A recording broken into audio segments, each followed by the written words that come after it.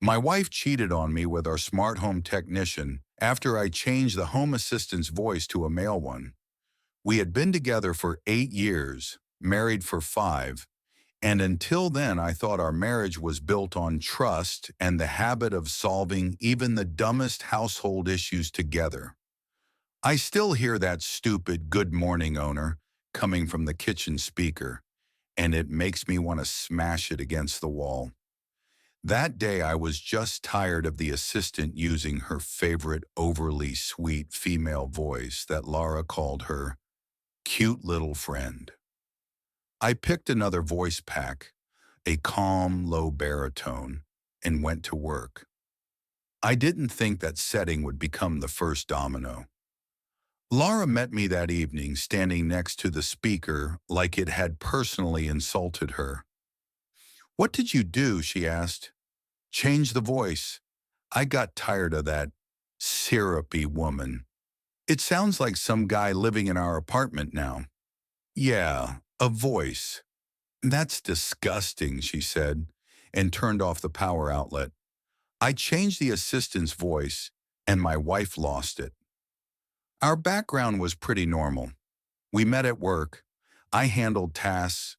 Laura knew how to charm people and push approvals through. We moved in together quickly because it was comfortable. Shows, food delivery, arguments about the couch. We rarely fought, and that's exactly what made me blind. I thought if there were no big conflicts, everything was fine. I've always liked tech. Lights on sensors, curtains on schedules, temperature by zones. Laura laughed at first, then got used to it, even bragged to her friends. And then suddenly she snapped over the male presence coming from the speaker.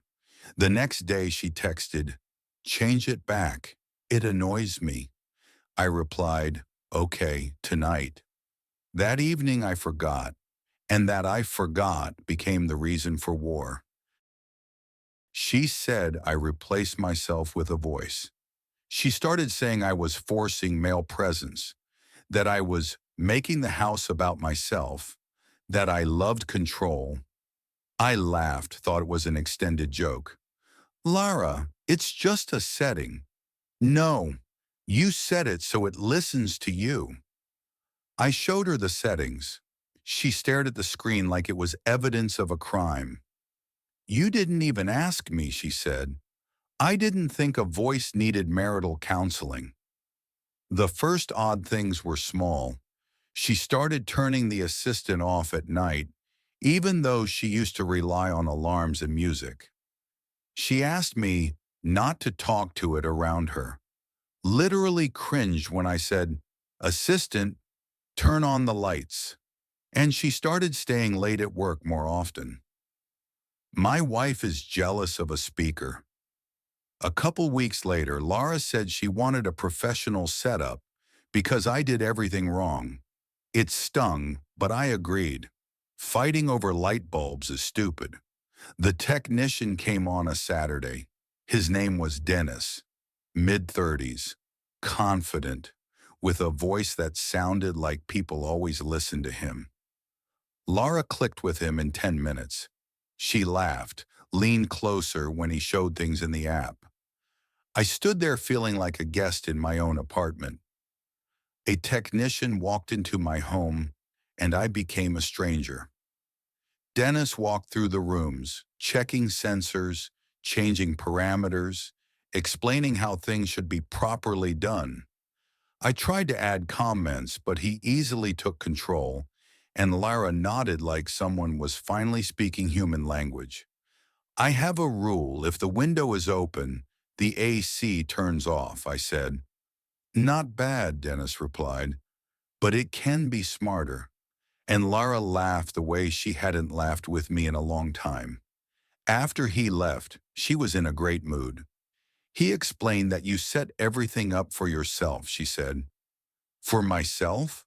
Lights turning on?" "For your control. You always want everything to obey your commands."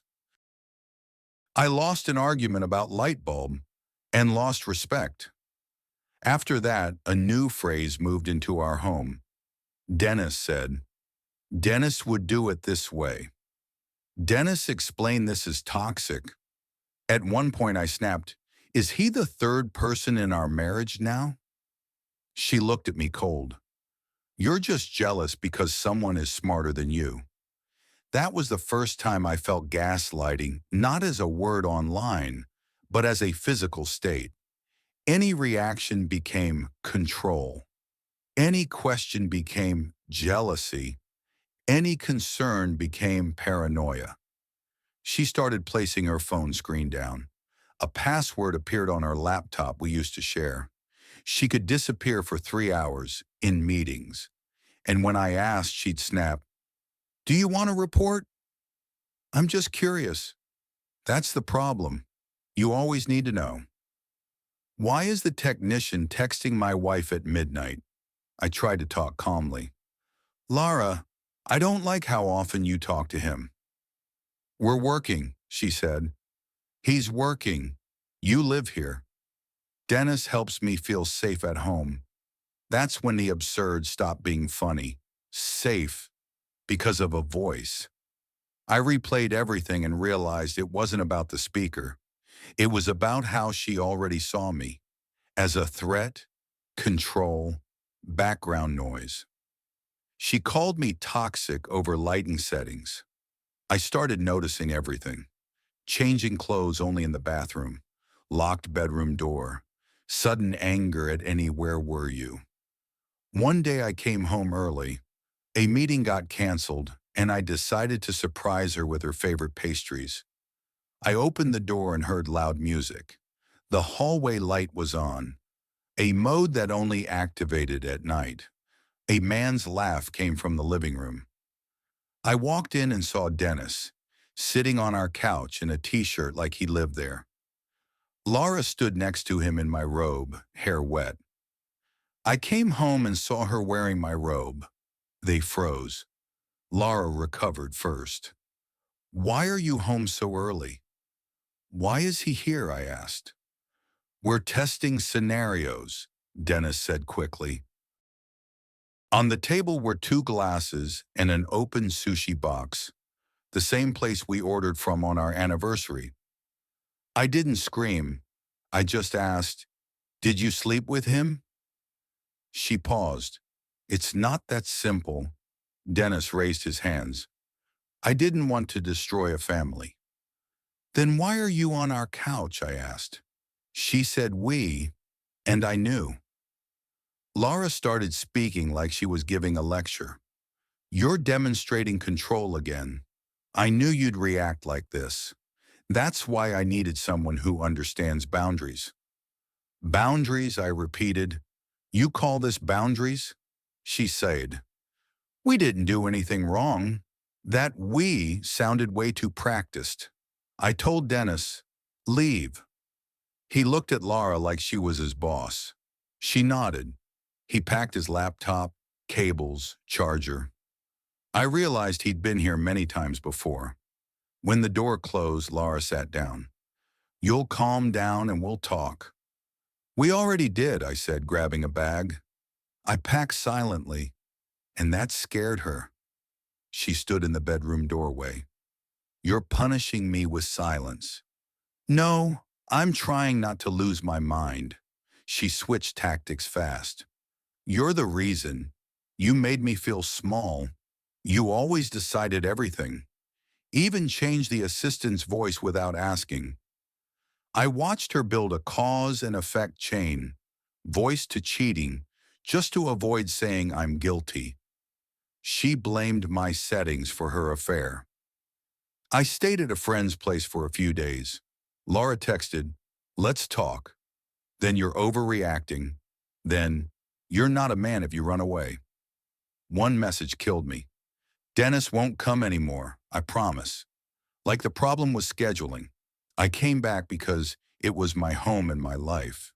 Laura was quiet, made coffee, said, I'm ready to work on us. Was it just once? I asked. She looked away. Don't count.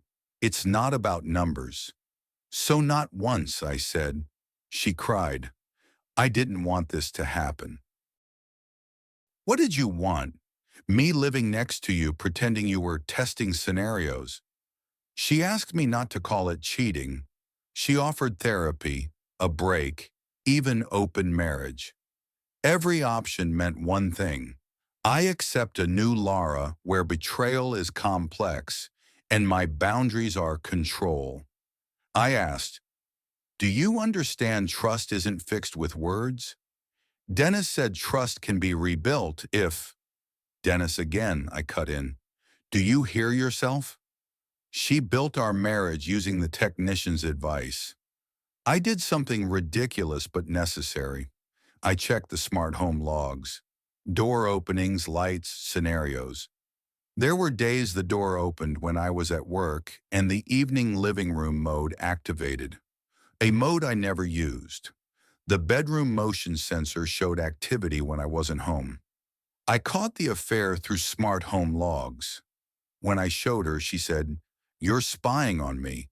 No, the system tracks lights. You just got caught. See? You always need to win. That was the difference. For her, it was an argument. For me, it was the end. I stopped arguing and started acting. Documents, lawyer, quiet planning. The worst part wasn't that. It was people. Laura preemptively explained her version. A friend texted, "Is it true you're leaving over a speaker?" I realized she sold a convenient story. Tech-obsessed husband, victim wife. She rewrote the story to make me look insane. I tried not to engage, but snapped once. Are you really telling people I destroyed our marriage over a voice? I'm telling the truth. The truth is, you slept with Dennis. You're oversimplifying, she said, and I laughed. Apparently, simplifying cheating is my flaw. A week later, I met Dennis in our building. He was leaving the elevator with a tool case like he still had clients here. I didn't want this, he said. You already told me. She said you were basically separated. Of course she did. Makes it easier to sleep with married women. He looked down. Don't make me a monster. I'm not. I'm just remembering. I met the affair partner in my own building. I changed the locks and cut her system access. Not revenge. Survival. I couldn't live where reality was sold as working on safety. Laura tried to make me sound ridiculous. He's divorcing over a voice. I looked at her and said, I'm leaving because you chose someone else and invented an absurd reason not to take responsibility. She tried to make me look stupid to save herself. In one of our last calm talks, she said, I needed more attention. You could have said that. I did. You talked about the speaker, Lara. You never said I'm hurtin'. She asked quietly. You're really ending this. I can't trust you anymore. She tried clinging to details like fixing details would fix everything. Let's at least choose a new voice. Female but different. Are you seriously suggesting we heal cheating by changing a voice? I'm suggesting you stop controlling everything, she replied automatically. And I knew she was stuck. Now I live alone in the same apartment. The assistant has a female voice again because I don't care. Sometimes it says, good morning, and I think it's the most expensive voice pack of my life. So here's my question to you. If your partner explained cheating by saying you changed a speaker's voice or controlled the lights too much, would you seriously analyze that? Or would you just close the door and leave?